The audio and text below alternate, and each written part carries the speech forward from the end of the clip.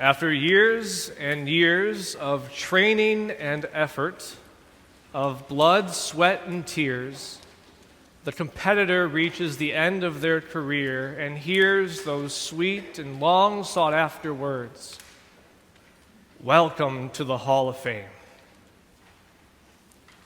It's done. The work is done. The goal has been accomplished. Who they are and what they have done will be remembered for generations. People will be able to walk down long halls with old photographs and artifacts and see their story with all the rest. Welcome to the Hall of Fame.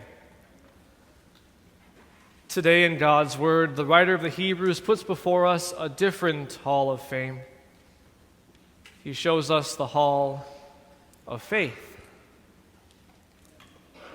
This hall is long, and it's lined with portraits on both sides. Each portrait is held up by a beautifully ornate golden frame. And in each portrait you see an individual with a white robe and a crown and a radiant face, smiling back at you. As you walk down the hall, you begin to see familiar names and faces, the names and faces that you expected to see. Names like Abraham and Isaac and Jacob, Moses and David. These were God's champions. These were the ones who stayed faithful to the Lord to the end, who fought battles with God's standards flying high, who administered justice and led the Lord's people through the wilderness. Of course, they'd be here. But you keep walking, and less familiar and more surprising names and faces begin to show up. Names like Rahab and Samson. Rahab, she was a prostitute. And Samson, the Lord called him to be a judge over Israel, but what was always more strong than Samson's strength was his strong desire to follow anything and everything ungodly. What are they doing here? And why do they get the same treatment as the champions? I mean, look, the same frame that holds up Abraham's portrait holds up Rahab's. And the same spotlight that lights up King David lights up Samson. But then you look around and realize you're not only surrounded by the names and faces of renown, but names and faces of men, women, and children long forgotten by history, but long remembered by God. Men, women, and children from every race, every people, every nationality you can imagine, and they too have white robes. They too wear crowns. They too have radiant, smiling faces in gold, ornate frames. And that's when you see it. On top of one of the frames, etched into the gold, 2 words: by faith. You look at the frames next to it, and sure enough, the same 2 words etched on the top, by faith. You run to the very beginning, all the way back to Adam and Eve, just to make sure, and there they are, the same 2 words, by faith. And so you walk down the Hall of Faith, past millions and millions of men, women, and children, and over again, you see those same 2 words, by faith. It's not until you find a few more familiar names like John the Baptist, Mary and Joseph, Peter, James, and John, that you see a different frame. This frame is much bigger. It holds 3 portraits. The first is of a man on a cross, face contorted,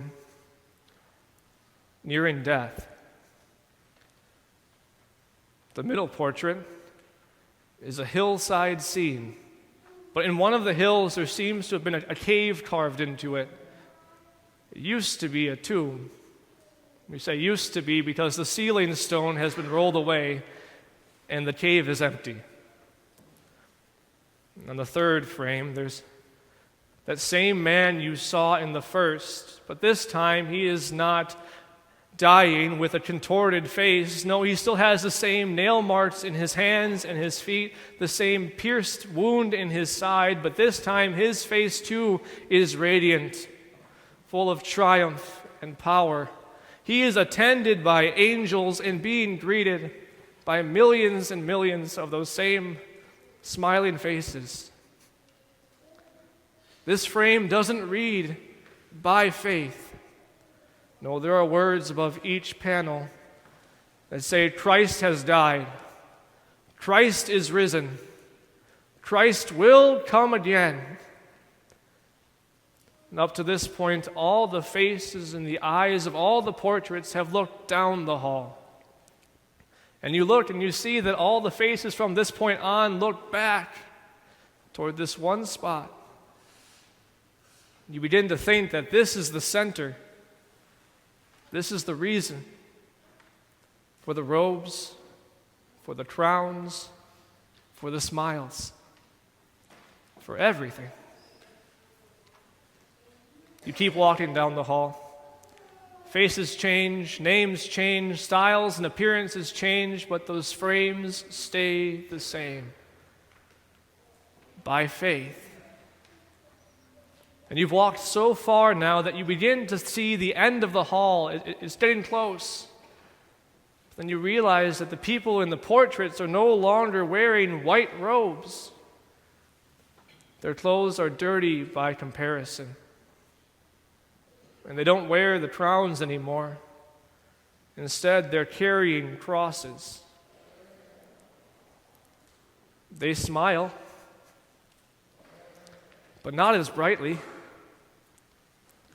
They look determined, and yet they are tired and worn out. And that's when you see it. Your face and your name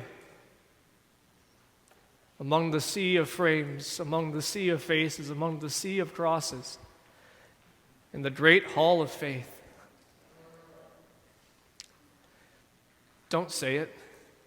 Don't say you don't belong here. Don't say you didn't expect to see yourself alongside of God's champions. Don't you understand? They're not here in the hall of faith because of what they conquered, because they shut the mouths of lions or escaped the sword or routed foreign armies. They're not in the hall of faith because they had something to give back to God. Oh, didn't you see that their frames and yours are the exact same?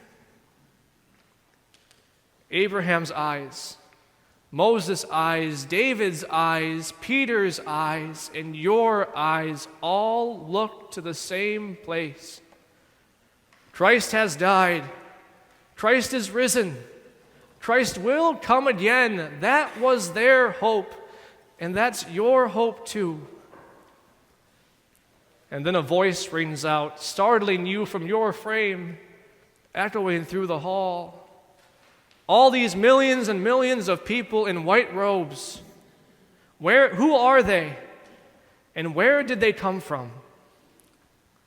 And that's when your eyes turn too, away from your portrait, back to the center, back to Christ has died, Christ is risen, Christ will come again, and that's where you find the answer. These are they who have come out of the great tribulation. They have washed their robes and made them white in the blood of the Lamb. You see, when a believer dies, they leave sin behind. Death can no longer touch them, and Satan will forever be an afterthought. But there's a reason why these days are called the Great Tribulation, the Great Struggle. Because we're in the middle of it right now. And you know what the hardest part about it is? It's living with yourself. having to wake up every morning and shuffle your way to the bathroom and know when you look in the mirror, you're going to see a sinner looking back at you. A sinner who does not understand what they do. Because what they want to do, they do not do. But the evil they do not want to do, this is what they keep on doing. And so here we stand with dirty clothes and heavy crosses. We don't have the white robes. We don't have the crowns. We don't have the perfection yet. The white robes and the crown and the perfection, that is your future. But there's a reason why it's called the Great Tribulation, the Great Struggle. There's a reason why those who carried crosses look tired and worn out.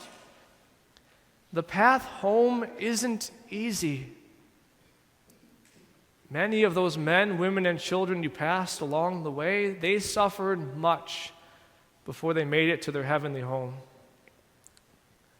Some faced jeers and flogging, and even chains and imprisonment. They were put to death by stoning.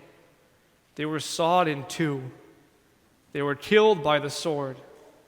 They went about in sheepskins and goatskins, destitute, persecuted, and mistreated. The world was not worthy of them. They wandered in deserts and mountains, living in caves and in holes in the ground. The people you saw in white robes, the ones with the radiant, smiling faces, they too carried crosses. They too endured hardship for the faith. And there's a temptation to put them on a pedestal, just like to put God's champions on a pedestal, as if we somehow don't belong with them. But just as the glory of God's champions didn't come in what they conquered, so too the glory of God's martyrs didn't come from what they suffered. No, our frames are all the same. From the martyr to the champion to the newly baptized baby, those same two words: by faith. Every Christian carries a cross. Every Christian endures hardship for what they believe. And so I wonder if the writer to the Hebrews had lived in this day and age and saw you, what would he write?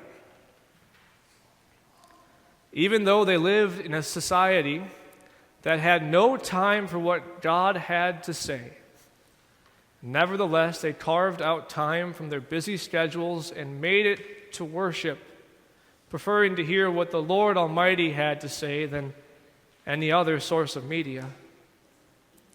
And even though they were surrounded by a culture that lived and breathed materialism and that scraped for every penny, they nevertheless supported the work of the church and the proclamation of the gospel, caring more for the needs of others than their own needs. And even when the predominant moral voice of the day said, "Follow your heart," they looked at their sinful heart and its desires and they said, "No. No, I'm going to listen to the one who lived and died and rose for me." Some of them were avoided. Others of them were left out. And still others were the butt of every joke. The experts were mocking them. The unbelievers were ridiculing them. And their faith was attacked on every side. They live in the world, but they are not of the world. Instead, they admit that they are foreigners and strangers on earth. If they would have loved where they were and would have preferred this world, they would have had opportunity to live in it and be part of it.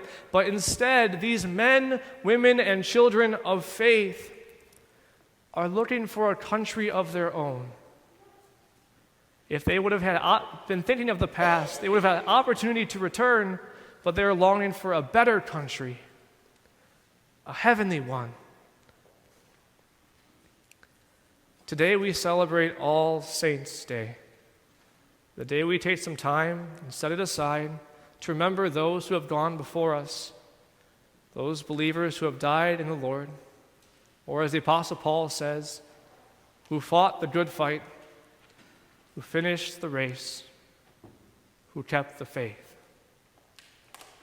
But on this All Saints' Day, we not only remember those saints triumphant who have received the crown, but we also remember the saints militant, those who still fight the good fight, those who are still running the race, and those who still keep the faith.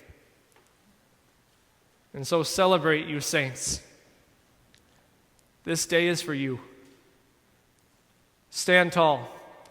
Lift your head high, because your redemption is drawing near. You walk by faith. You have been made pure and holy in the blood of the Lamb, and there now waits for you a better country, a heavenly one. And God is not ashamed to be called your God, for he has prepared a city for you. Amen.